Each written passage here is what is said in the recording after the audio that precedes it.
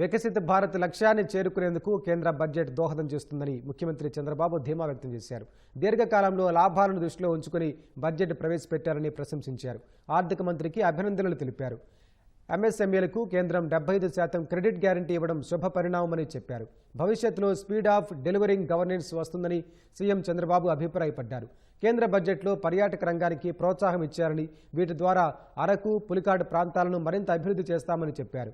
East కోస్ట్లో logistic hub తయారయ్యేందుకు ఈ బడ్జెట్ ఊతమిస్తుందన్నారు.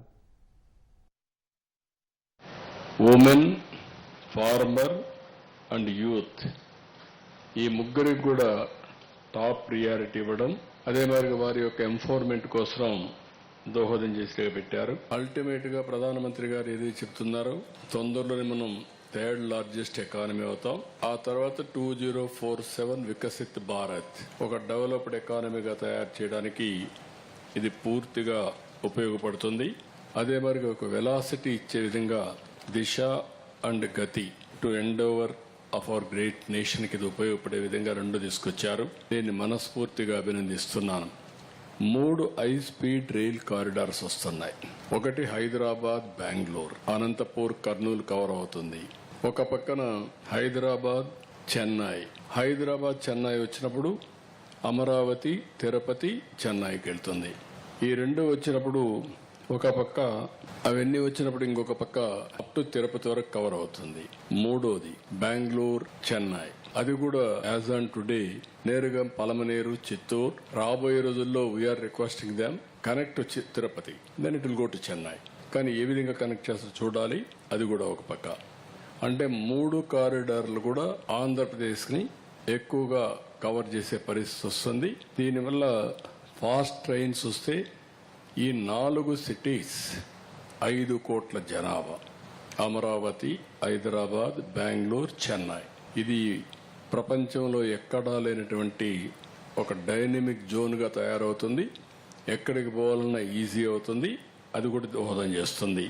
ఇంకొక పక్క రాబోయే రోజుల్లో డెడికేటెడ్ రేర్ ఎర్త్ కారిడార్, ఇది ఆంధ్రప్రదేశ్ కూడా ఇంక్లూడ్ చేశారు. ఇవన్నీ కూడా రేపు రాబోయే రోజుల్లో మన దగ్గర బీచ్ శాండ్ ఉంది, ఇంకా వేరియస్ మినరల్స్ ఉన్నాయి. ఇవన్నీ ఉపయోగించుకొని అనేకమైనటువంటి డిఫెన్స్ కావాల్సినవి కానీ, అటామిక్ ఎనర్జీకి కానీ, ఇంకా అనేక రకాలుగా మన మిగిలినటువంటి సోలార్ ప్యానెల్స్ కానీ, క్రిటికల్ ఎలక్ట్రానిక్స్ కి ఇవి దోహదం చేసే పరిస్థితి వస్తుంది. అది కూడా ఒక పెద్ద శుభ పరిణామం. ఇది మన రాష్ట్రానికి కూడా ఉపయోగపడుతుంది. ఇంకొక పక్క ISM 2.0 దీనివల్ల సెమీ కండక్టర్ పెద్ద దోహదం చేస్తుంది. 40,000 కోట్ల రూపాయలు పెట్టారు. ఇది టెక్నాలజీకి పెద్ద పీట వేసినట్టు అవుతుంది.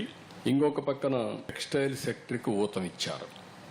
మన దగ్గర పెద్ద ఎత్తున టెక్స్టైల్ అంతా కూడా ప్రాధాన్యత ఉంది. కాటన్ పండిస్తున్నాం.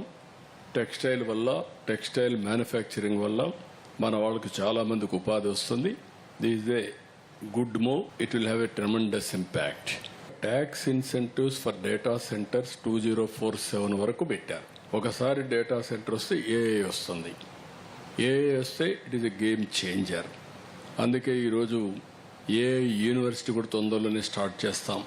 ఎన్విడియా మిగిలినందరితో మాట్లాడి హైదరాబాద్లో ఉండే ISB మోడల్లో దాన్ని ఒక అటానమస్ బాడీ కింద దాన్ని తయారు చేస్తాం. One of the best AI university I can say.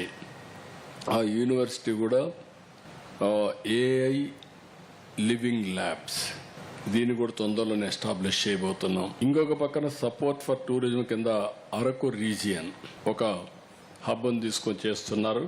దానికి కూడా స్వాగతం పలుకుతున్నా. 2వది పులికాట్ లేక్, ఇక్కడ ఫ్లెమింగో ఫెస్టివల్స్ మనం పెడుతున్నాం. One of the most beautiful place. ఈ బర్డ్స్, రేర్ బర్డ్స్ అతిథులుగా వస్తూ ఉంటాయి, మన గెస్ట్లుగా వస్తాయి. కొన్ని రోజుల నుండి మళ్ళీ వెళ్ళిపోతూ ఉంటాయి. ఈ సీజన్లో ఆ ఫ్లెమింగో ఫెస్టివల్ ఉన్నది బ్యూటిఫుల్ ఫెస్టివల్. దాన్ని కూడా మనం ఉపయోగించుకుంటే పెద్ద ఎత్తున ఉపయోగపడుతుంది.